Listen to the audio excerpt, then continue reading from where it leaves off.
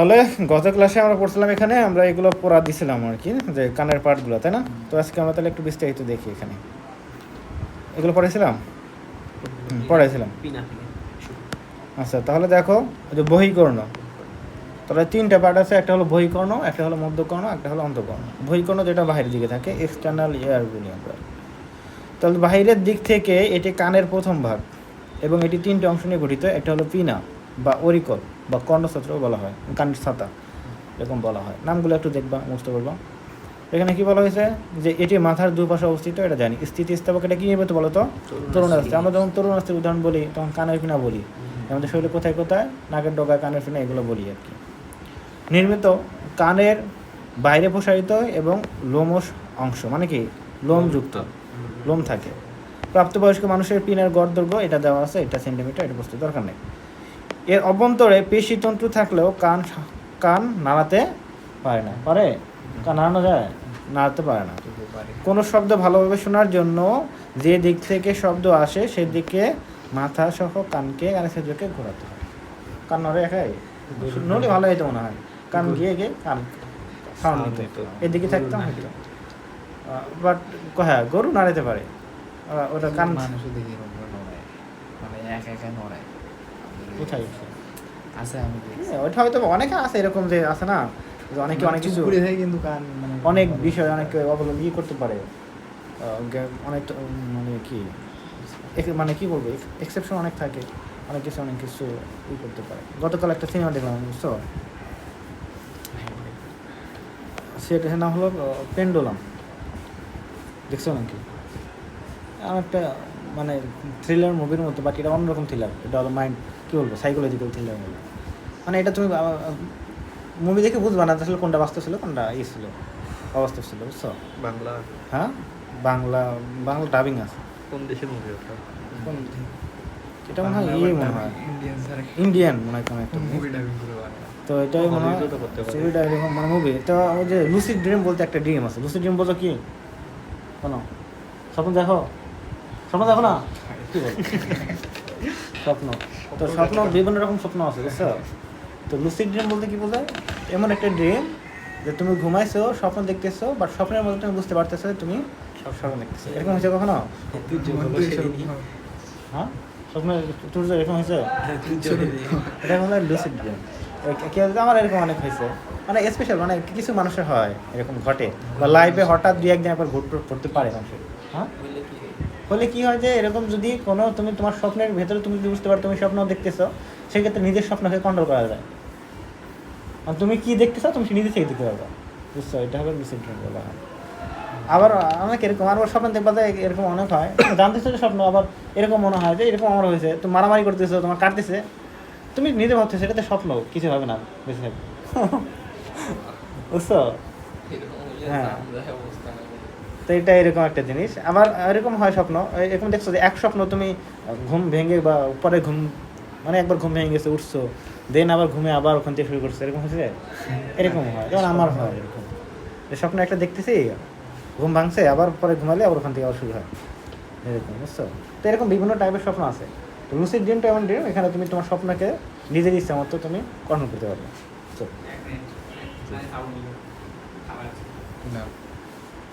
তো এরকম একটা জিনিস। তো এখানে দেখো আমার এরকম আছে যে অনেক ছোটোবেলায়, মানে ক্লাস 10-এর আগে আর কি, এখন এরকম অনেক কিছু ব্যস্ত থাকি, এটি থাকি, আগে অনেক ভাবতাম বিষয়তে মনে হয়। তো আমি অনেক স্বপ্ন দেখতাম, মানে আগেই হতো মনে হয় এরকম ঘটনা, বুঝতো? এবং এটা আমার শুধু মনে না, আমি বলতাম যে এরকম একটা জিনিস হবে, ওইরকম হইতো, বুঝতো? অবাক হয়ে যেতাম একদম। হয়েছে কখনো এরকম? আপনি স্বপ্ন দেখছো ওই ঘটনাটা পরে ঘটছে?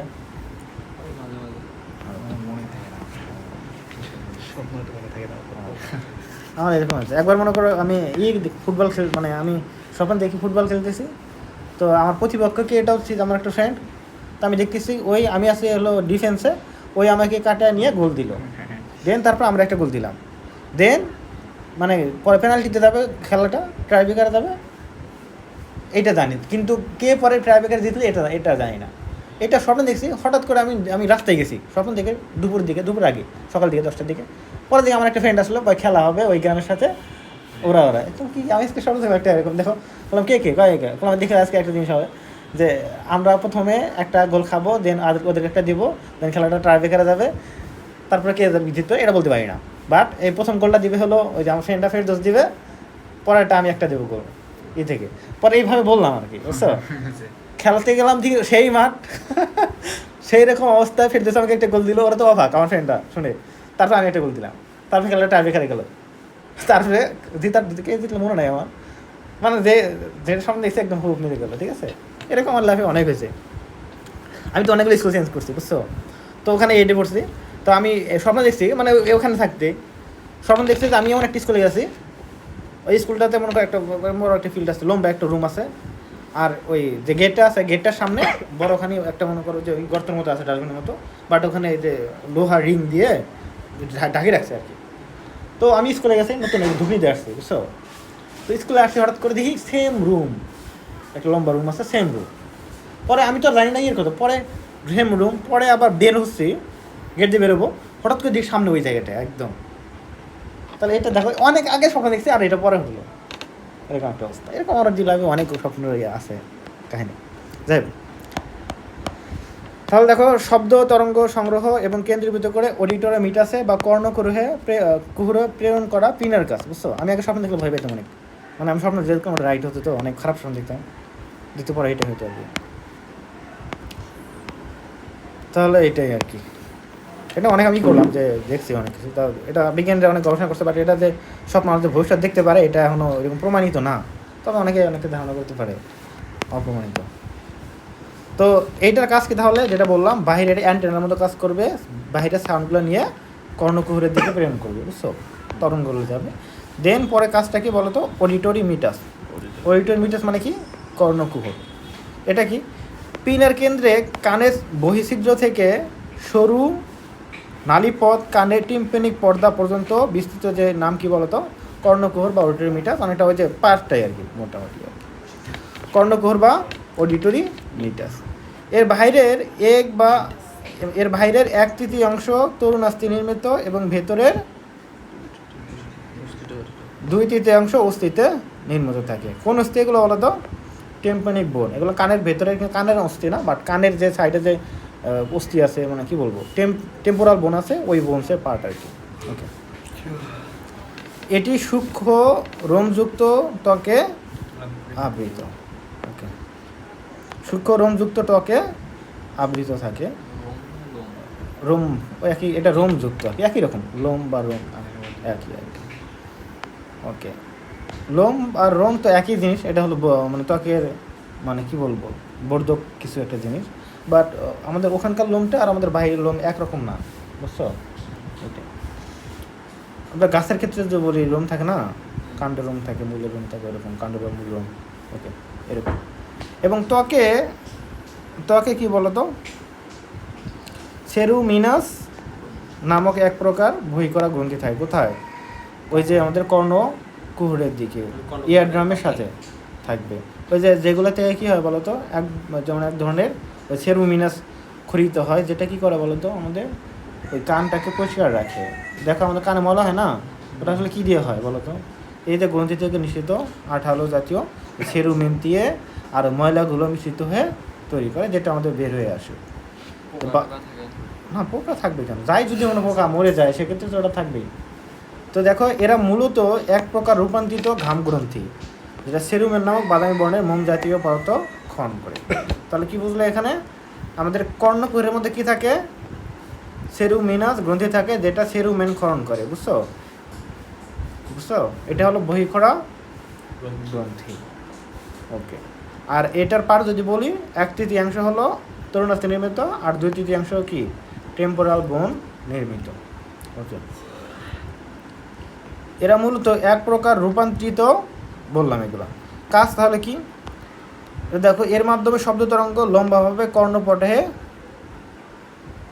পৌঁছবে, বুঝছো? কর্ণপটে পৌঁছবে। ওকে, কর্ণকর মানে কি, টানেল আর কি ছিল, আর কর্ণপট তো মানে কি, ওই যে ইয়ারড্রাম বললাম একটু আগে।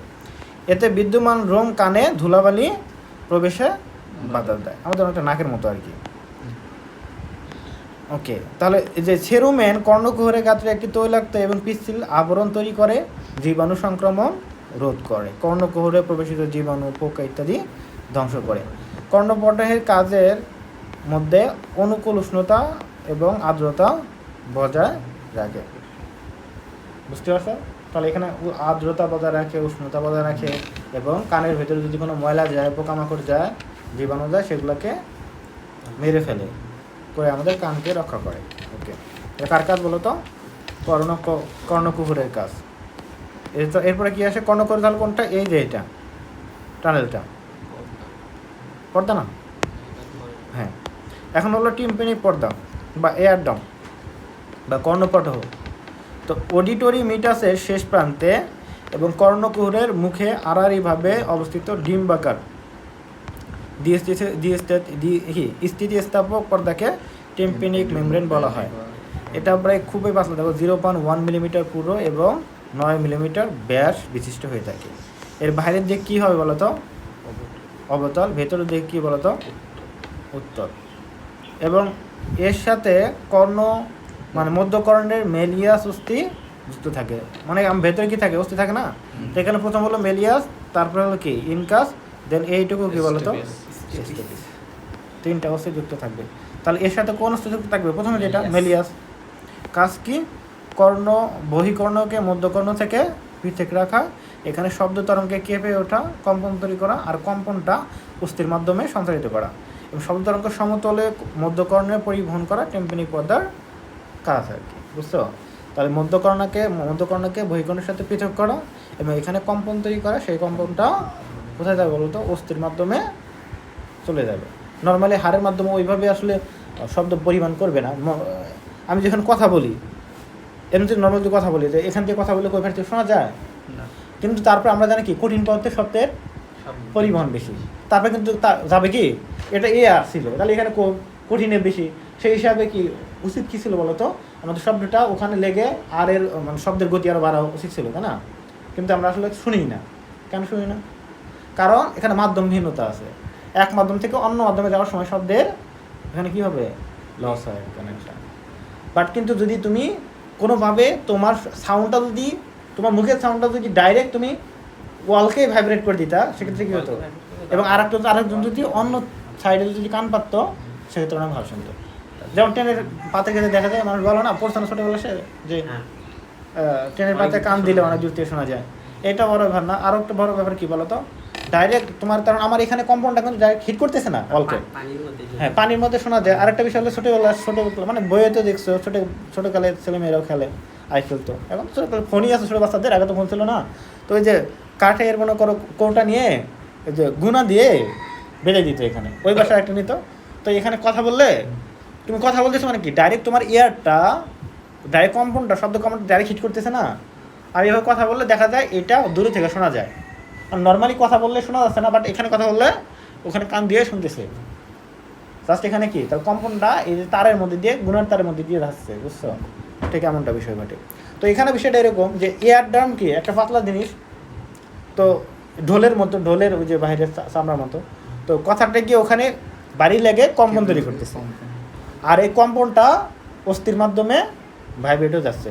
তো এটা হচ্ছে কানেক্টেড করা, তার মানে অস্থিতে ভিজে যাবে না, তো এটা চলে যাচ্ছে আর কি। এই জন্য এগুলো সুবিধা। আর একটা কি ইম্পর্টেন্স, ওই যে ভেতরে যাতে জীবাণু যাতে প্রবেশ করতে না পারে, এটা বলে নাই না। ওকে, মধ্যকর্ণ মিডল ইয়ার। এখানে কি বলতো? মধ্যকর্ণে একটি অসম আকৃতির বায়ুপূর্ণ প্রকোষ্ঠ বিশেষ এবং টিম্পানিক বুলার ভেতরের অবস্থা, মানে এই যে টিম্পানিক যে মেমব্রেন আছে তার যে মানে পৃষ্ঠের বাইরে ভেতরের দিকে আর কি অবস্থান করতেছে, এটা তো বোঝোই না, এই যে এই জায়গাটুকু। এতে বর্ণিত অংশগুলো পাওয়া যায়। একটা হলো ইউস্টিশিয়ান নালী পাওয়া যায়। কি পাওয়া যায়? ইউস্টিশিয়ান নালী। এই দেখো এখান থেকে একটা নালী আছে, যেটা বলছিলাম কোথায় যাবে? আমাদের গলাগুলির দিকে হবে আর কি। ওকে, একটা ইউস্টিশিয়ান নালী থাকবে। মধ্যকর্ণের তলদেশ থেকে সৃষ্টি হয়ে গলবিল পর্যন্ত বিস্তৃত একটি সরু নালী বিশেষ। টিম্পানিক পর্দার এটা হলো কত সেন্টিমিটার? 25 সেন্টিমিটার। এটা একটু কি বললাম, ভারসাম্য রক্ষা করা, কানের বাইরে এবং ভেতরে চাপ বায়ু চাপ সমান রাখা। দেখো, ওকে। তো টিম্পানিক পর্দার আমরা কান তো শুধু একটা আমাদের এটা ভাষ্য রাখার একটা জিনিস বলতো না। টিম্পানিক পর্দার উভয় পাশের বায়ুচাপ সমান রাখা এর প্রধান, বুঝতে পারছো? টিম্পানিক পর্দার উভয় পাশের বায়ুচাপ সমান রাখার কাজ। কারণ বাইরে যে বায়ুচাপটা আছে আর আমাদের দেখো গলবিলকে আমাদের পরিবেশের সাথে কানেক্টেড কিনা, পরিবেশের যে চাপ মুখে একই চাপ দিচ্ছে আর কি। ফলে কর্ণপট ফেটে যাওয়া থেকে রক্ষা পায়। এক জায়গায় এক পাশে যদি চাপ বেশি থাকে, এক পাশে কম থাকে, ফেটে যেতে পারে না। ওকে, কর্ণাস্থি বা এয়ার অবস্টিকল, এগুলো মধ্যকর্ণের গহ্বরে পরস্পর পেশি দ্বারা দিয়ে যুক্ত হয়ে ক্রমান্বয়ে সুশৃঙ্খল সাজানো তিনটি ছোট অস্থি তিনটি হচ্ছে মেলিয়াস, হাতুড়ির মতো দেখতে। মেলিয়াস যেটা, এটা কিসের মতো দেখতে? হাতুড়ির মতো দেখতে। এই অস্থি একদিকে টিম্পানিক পর্দার সাথে, অন্যদিকে ইনকাসের সাথে যুক্ত থাকে। ইনকাসটা কি বলতো? এটা দেখতে কিসের মতো? নেহাইয়ের মতো। নামগুলো মনে রাখতো কোনটা কিসের মতো দেখতে। এটা হলো হাতুড়ির মতো। নেহাই কি? নেহাইটা এখানে দেখো, নেহাই তো সূত্র কেমনি দেই, নেহাই জানো কেমন চিত্র? দাঁড়াও নেহাইটা ভুলে গেলাম।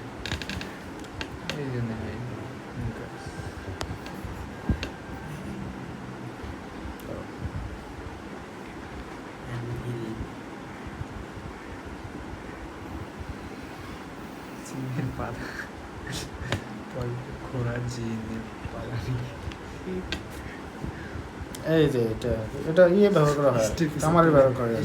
দেখতে ঘোড়া চিনের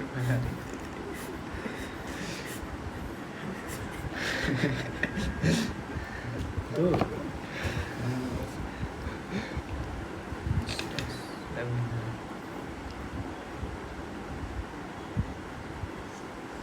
কামারশালা ব্যবহৃত একটি ভারী ধাতব পিঠ, বুঝছো? এই যে এরকম, হ্যাঁ, ওই যে ইটা থাকে, না ওরকম আঘাত করে না।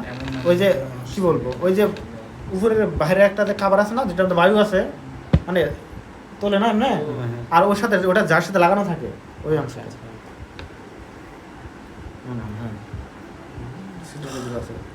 নাকি পিঠায় যেটা ওটা না, না না এই যে এটা এর সাথে লাগানো থাকে, দেখছেন না ফাঁকা সেটা ভিতরে আছে পিঠানোর জন্য।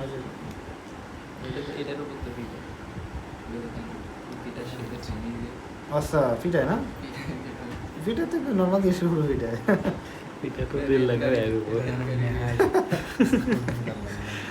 তেল লাগে উপর পিঠা। তাই এরকম আকৃতি বানাইতে হয় পিঠানোর জন্য?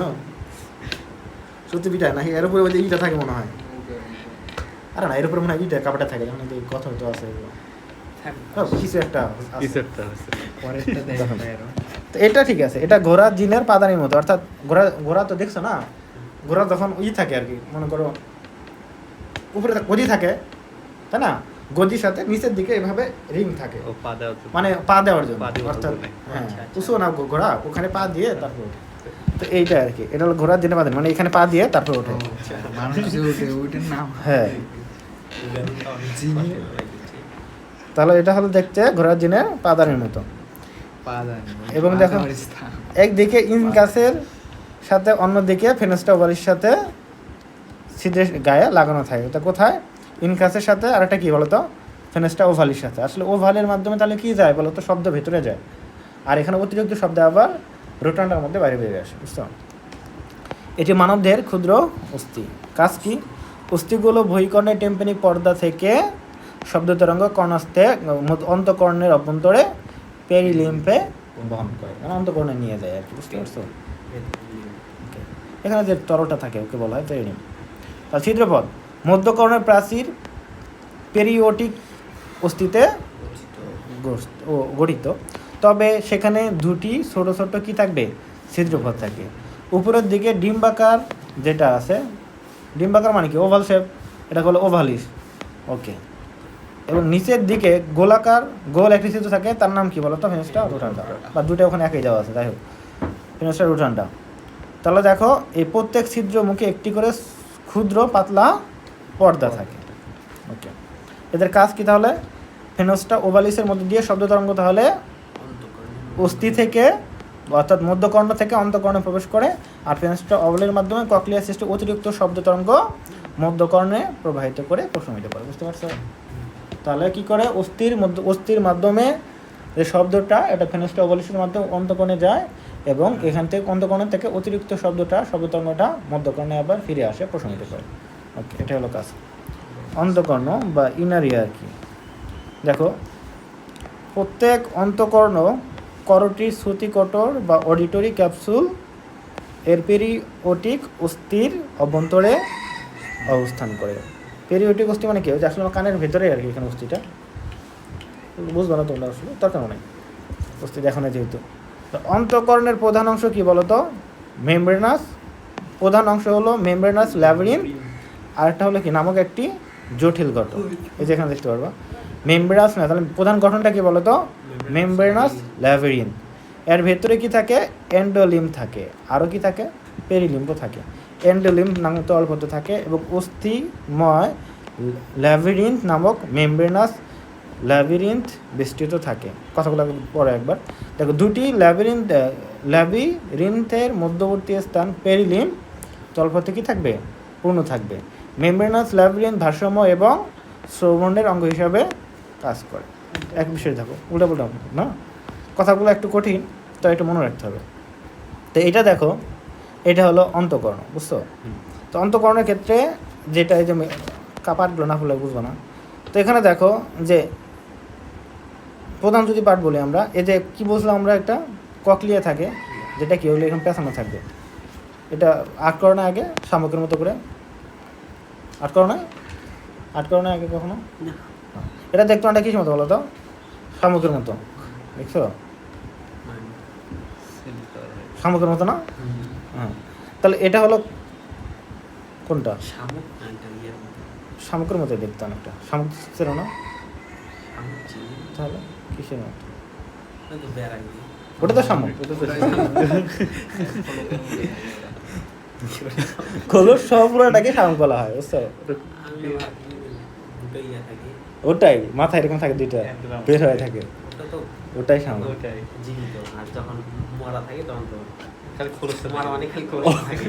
শামুক মানে জীবনটা সবাই, ভেতরটাকে মেনলি শামুক বলা হয়, শামুকের একটা খোলস মেন্টাল নির্মিত। ওকে, তাহলে এই যে এইটুকু হলো কি বলতো, ককলিয়া, ককলিয়া। আর এই যে মাথায় দেখো একটা গব্বর থাকে, এখানে ফাঁকা থাকে, এগুলো কি বলে, কি বলতো, ইউটিকুলাস। আর এখানে ছোটো বকস, এটা কি বলা হয়, স্যাকুলাস। আর এর পাশে দেখো বর্ধিত কিছু একটু আছে এখানে, এটাকে কি বলা হয়, অ্যাম্পুলা। অ্যাম্পুলা যদি দেখো একটু পরে দেখতে পারবা। আর এখানে কি থাকবে, অর্ধবৃত্তাকার কিছু নালী থাকবে।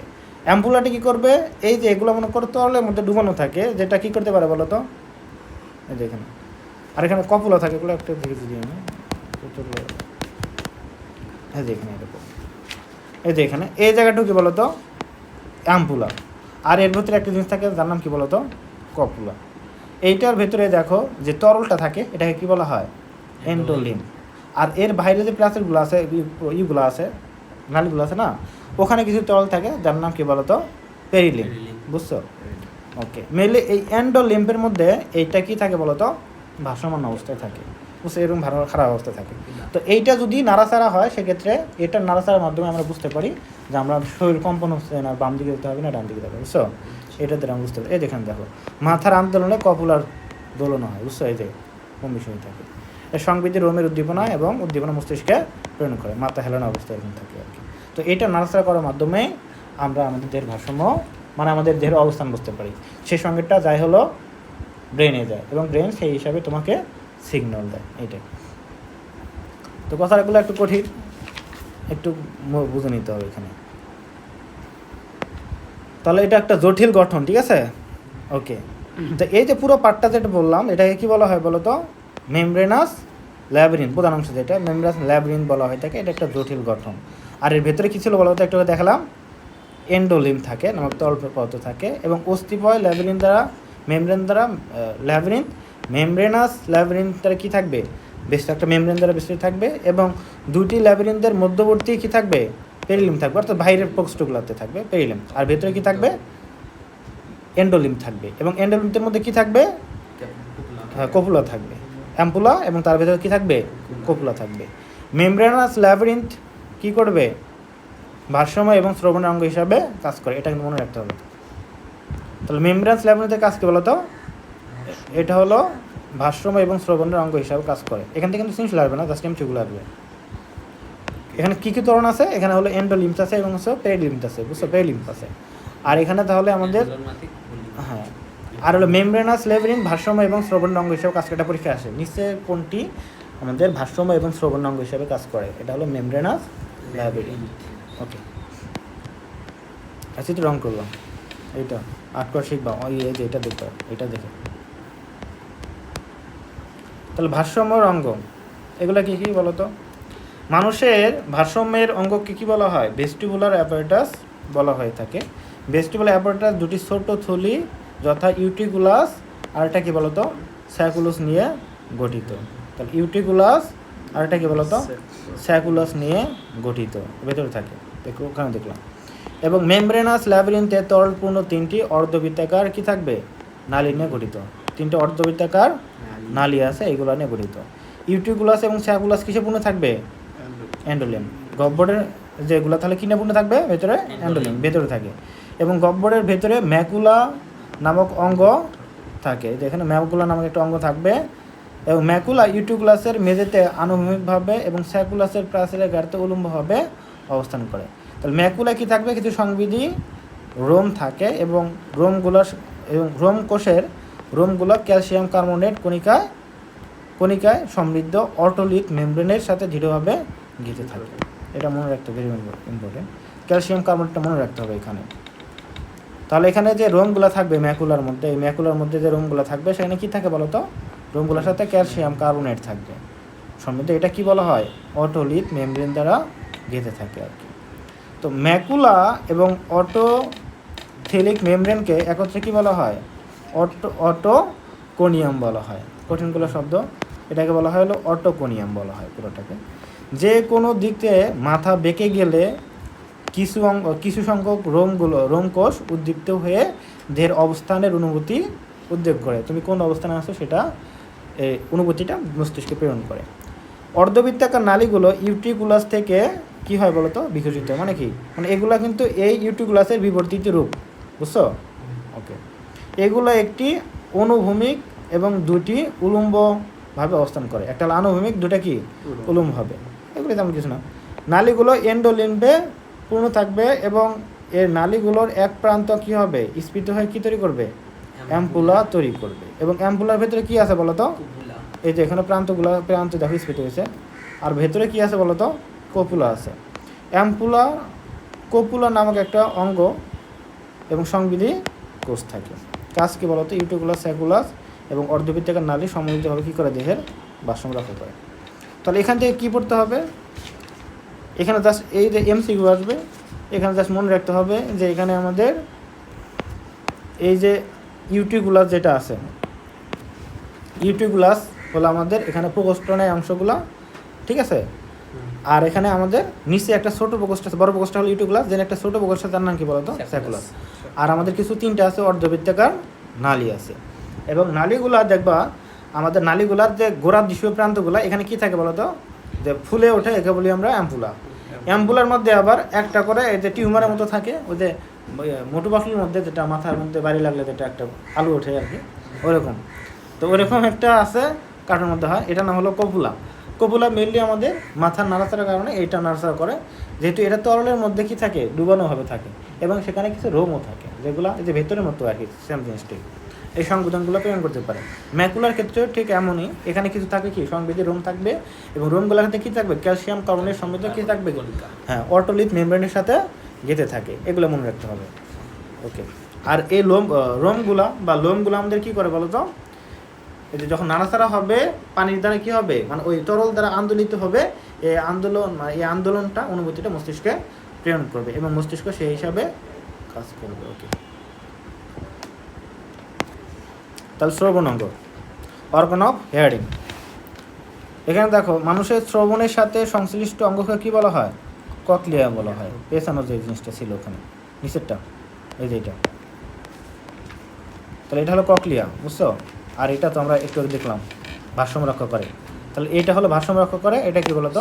হ্যাঁ, ককলিয়া। আর এই যে এই নালীগুলোর মধ্যে ক্ষেত্রে, তাহলে এই যে লাল যে অংশটা, এটা কি বলতো?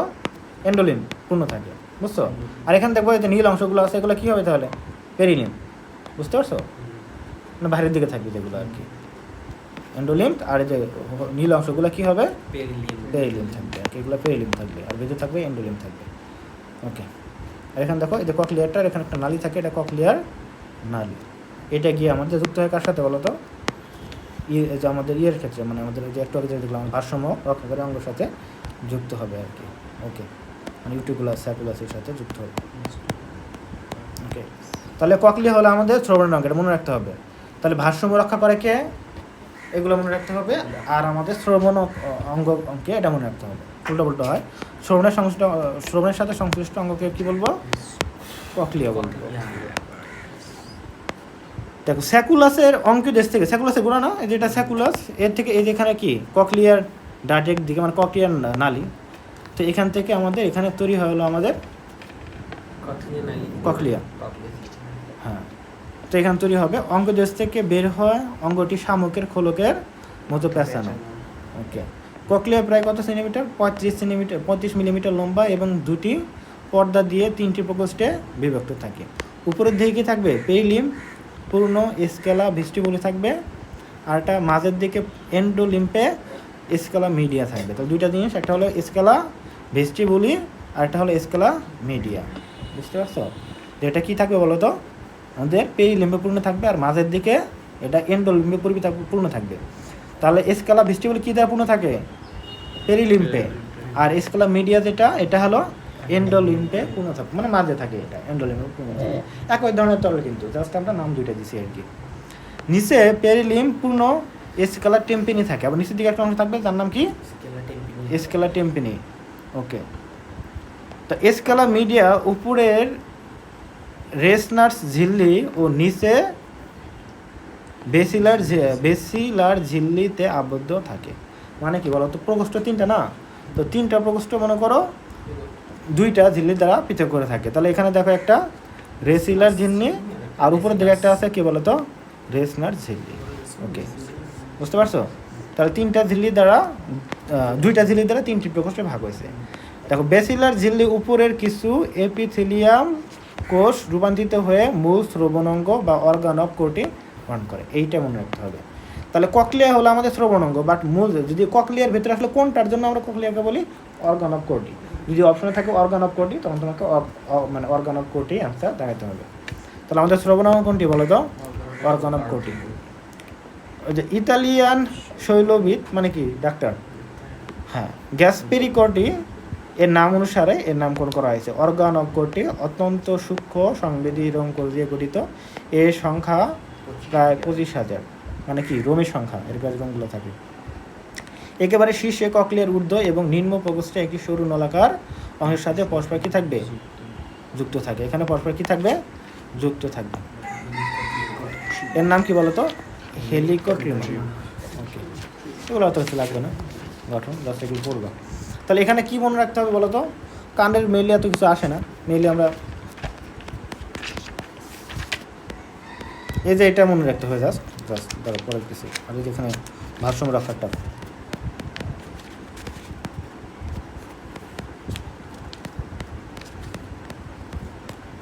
তাহলে এগুলো এখন দেখো শ্রবণ এবং ভারসাম্য রক্ষায় কানের ভূমিকা। তাহলে এইগুলো থেকে কী আসবে বলো তো? এমসিকিউ আসবে, যে গঠনগুলো। তাই কী কী এমসিকিউ আসে? 3টার মধ্যে একটা পাওয়া যাবে, যে আমাদের মূল শ্রবণাঙ্গ কোনটি বলো তো?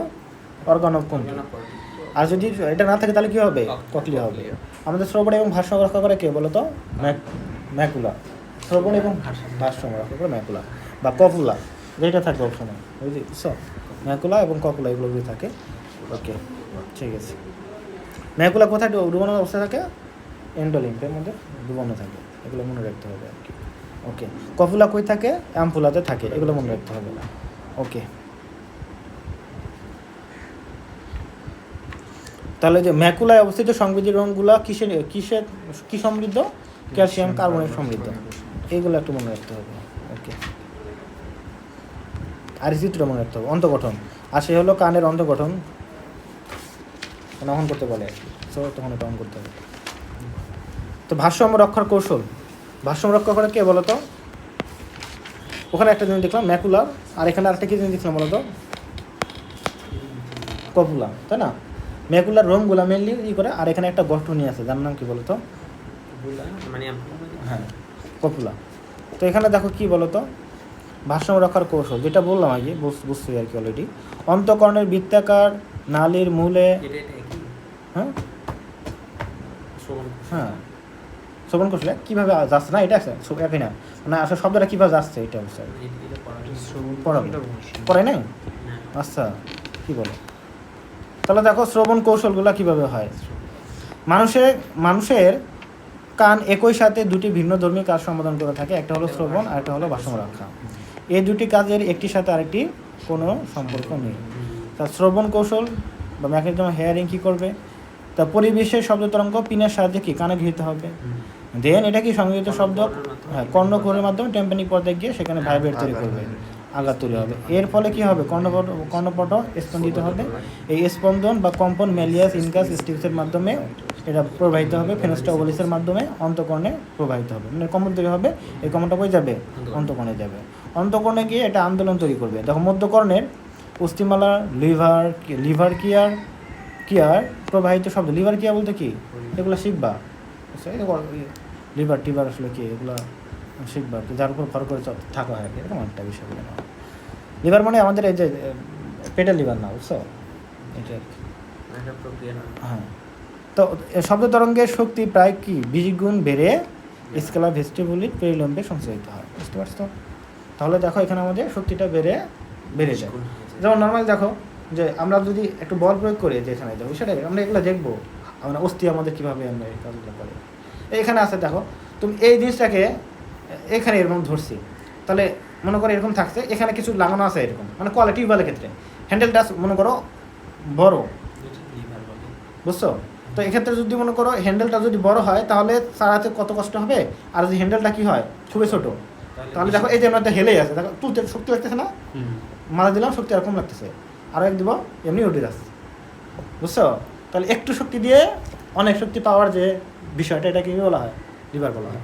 এক্ষেত্রে দেখা যায় একটু শব্দ তরঙ্গ কী করবে আমাদের বলো তো, শব্দ তরঙ্গ আরও বেশি করবে, মানে তীব্রতা বাড়ায় দেয় আর কি। এটাই দেখো 20 গুণ বাড়ায় দেয়, এটা মনে রাখতে হবে। এগুলো আমরা মানে এগুলো নিয়ে আমরা ডিটেলস পড়বো আর কি। হাড়ের মধ্যে আমাদের দেহের মধ্যেও এরকম সিস্টেম আছে, বুঝছো, হাড়গুলো জয়েন্টগুলো ক্ষেত্রে।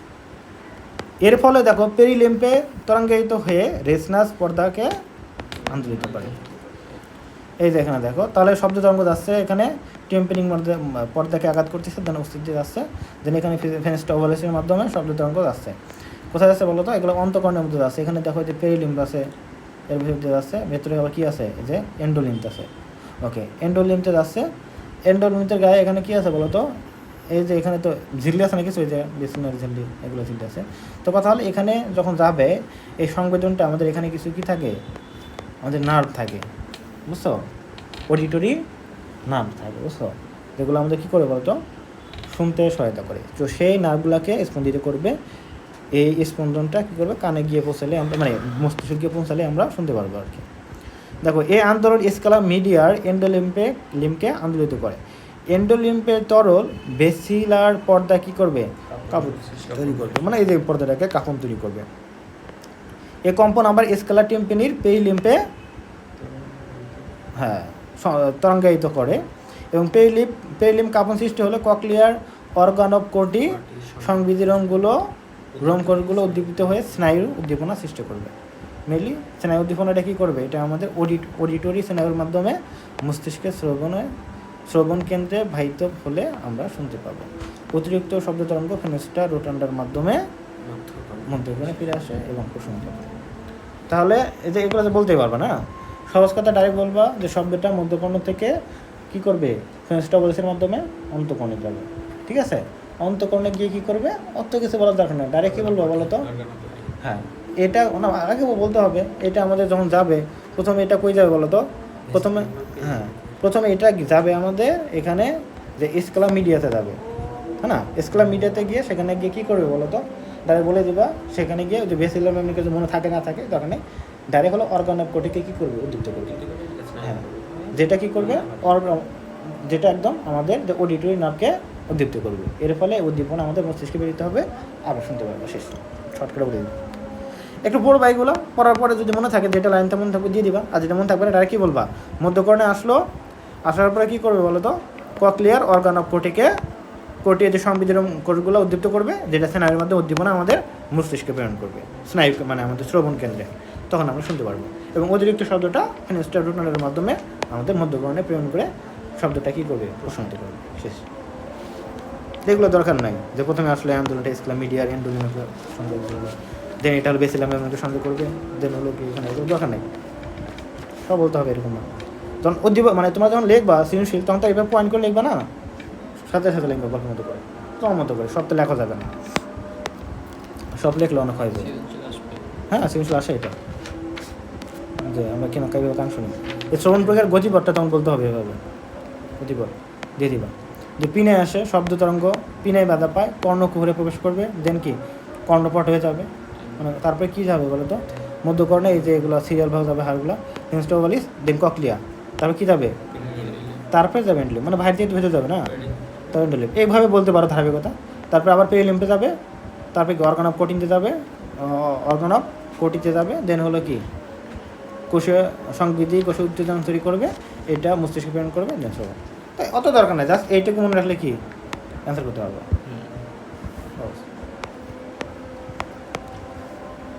ওকে, তাহলে ককলিয়াতে প্রবেশ করবে, দেন কি করবে, ককলিয়াতে প্রবেশ করার পর দেন অর্গান অফ কোটিকে উদ্দীপ্ত করবে, শেষ।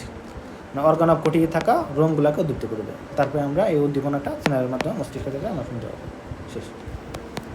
তাহলে এই যে ভারসাম্য রক্ষা, এটা দেখো যে অন্তঃকর্ণের অর্ধবৃত্তাকার নালীর মধ্যে অবস্থিত কী আছে বলতো, অ্যাম্পুলা থাকে, গোড়ার দেশীয় অঞ্চলগুলোতে অ্যাম্পুলা থাকে, যেটা এন্ডোলিম্পে পরিপূর্ণ থাকে এবং সংবিধি রোম সম্পূর্ণ থাকে, সংবিধি রোম কোষ সম্পূর্ণ থাকে আর কি। এই রোমগুলোর সাথে কি থাকে, কপুলা নামক জেলির মতো পদার্থ সদৃশ যুক্ত থাকে, বুঝছো। মানুষ মাথা ঘোরালে বা কোনো দিকে দেহ বাঁকালে সেদিকে অ্যাম্পুলার এন্ডোলিম প্রবাহিত হলে কপুলা কি অবস্থান পরিবর্তিত হয়ে যায়, এটা জানো না বলে, একটা যে পানি বোতল রাখো যদি অর্ধেক পূর্ণ করে, এদিক গেলে কী হয়, পানিটা এদিক যাবে, এদিক গেলে এদিক যাবে, তো ওইটা শুকনো পড়ে যাবে না, মাথায় একটা জিনিস কিছু থাকে, তো এটা আর কি শুকনো পড়ে যায় এরকম একটা জিনিস। এর অনুভূতি তাহলে যে এই অনুভূতি সংবিধি রোম কোষ গ্রহণ করে মস্তিষ্কে পাঠায়, যে আমার এপাশে ফাঁকা হয়ে গেছে, খালি হয়ে গেছে, এরকম একটা জিনিস। তো এন্ডোলিম্পে পূর্ণ ইউটিকুলাস এবং স্যাকুলা নামক এক অঙ্গ থাকে, তাকে কি থাকে বলতো, ক্যালসিয়াম কার্বনেট সমৃদ্ধ অটোলিথ মেমব্রেনে আবৃত সংবিধি রোম কোষ বহন করে। মানুষের মাথা কোনো এক দিকে হেলে গেলে অটোলিথ মেমব্রেন রোম কোষের উপরে কী তৈরি করবে, চাপ তৈরি করবে। ওকে, ফলে কি হবে, ফলে রোম কোষ উদ্দীপ্ত হয়ে স্নায়ুর মাধ্যমে এটা কী করবে, মস্তিষ্কে পাঠায়, এটা তখন আমরা শুনতে পারবো, মাথার মানে মস্তিষ্কে পাঠায়, সেই হিসেবে আমরা কী করবো, আমরা আমাদের মাথাকে ঠিক পজিশন নিব, শুনতে পারবো, তো এটা না। দেখো ইউটিকুলাস এবং স্যাকুলাসের মধ্যবর্তী শক্তির অনুভূতি শনাক্ত করে, তাই ইউটিকুলাস এবং স্যাকুলাস মধ্যাকর্ষণ শক্তির অনুভূতি শনাক্ত করে। মধ্যাকর্ষণ এটা আবার কী করে বলো, যে আমরা খারাপভাবে আছি না, আমরা তো শুয়ে আছি না, বসে আছি না, বা আমরা হেলে আছি না, তো আমরা তো এরকম পজিশনও আছি না, এরকম সোজা আছি, তার কারণ কেন থাকি বলো তো, এই মধ্যাকর্ষণ অনুভূতিটা যেমন সোজা বরাবর গ্র্যাভিটি কাজ করছে, এটার জন্য আর কি। অন্যদিকে অ্যাম্পুলা ঘূর্ণনের অনুভূতি সংগ্রাহক হিসাবে কাজ করে। তাহলে মনে রাখতে হবে ইউটিকুলাস এবং স্যাকুলাস কী করে, আমাদের মধ্যাকর্ষণ বা গ্র্যাভিটি অনুভূতি শনাক্ত করে, আর হলো অ্যাম্পুলাটা কী করে বলো তো, আমাদের ঘূর্ণন বা বেঁকে গেলে এইটা আমাদের শনাক্ত করে। এই দুটি অনুভূতি স্নায়ুর মাধ্যমে অনবরত মস্তিষ্কে পৌঁছায়, অথবা মস্তিষ্ক তা বিশ্লেষণ করে প্রয়োজনীয় ব্যবস্থা গ্রহণ করে, যার ফলে মানুষ নিজেকে সোজা রাখতে এবং ভারসাম্য রক্ষা করতে সক্ষম হয়। তাহলে এখানে কি মনে রাখতে হবে, কথা হলো যে আমাদের অন্তঃকরণের মধ্যে যেটা আছে ইউটিকুলাস এবং স্যাকুলাস, এখানে কিছু পেঁচানো কিছু নালিকা থাকে, যার প্রান্তীয় ভাগ থাকে কি প্রশস্ত কিছু গহ্বর থাকে, যেখানে কি থাকে বলতো অ্যাম্পুলা থাকে, অ্যাম্পুলায় থাকে হলো কপুলা কিছু সংবিধি রোম থাকে। তো রোমগুলো কী হবে, মইলি এটা তরলপূর্ণ থাকে এন্ডোলিম্পে, তো আমরা যখন মাথা হেলে টেলে যায় তখন এন্ডোলিম্প সেদিকে চলে যায়, যার কারণে কী হবে, এটা ফাঁকা অংশ তৈরি হয়, এর দিকে যখন হিলে যাবে পানিটা এদিকে যাবে, এর উপরের প্রাচীরটা কি চাপ দিবে না, কপুলাকে চাপ দিবে কিনা দেখো তো, এই যে মনে এরকম একটা মনে রাখবো, তো চাপ দিচ্ছে এখানে ইউটিকুলাস স্যাকুলাসের মধ্যে ঘর্ষণ তৈরি হচ্ছে না, চাপ দিচ্ছে, তারপরে মানে রোমগুলো কী হচ্ছে, উদ্দীপ্ত হচ্ছে না। তাহলে এইটা যদি দেখো নর্মালি মনে করো এখানে কোনো সংস্পর্শ নাই, এই প্রাচীর সাথে সংস্পর্শ নাই, বাট যখন সংস্পর্শ হবে তখন এটাকে উদ্দীপ্ত হবে না, এই উদ্দীপনাটা প্রেরণ করবে, তখন আমাদের মাথা বুঝতে পারবে, বুঝছো?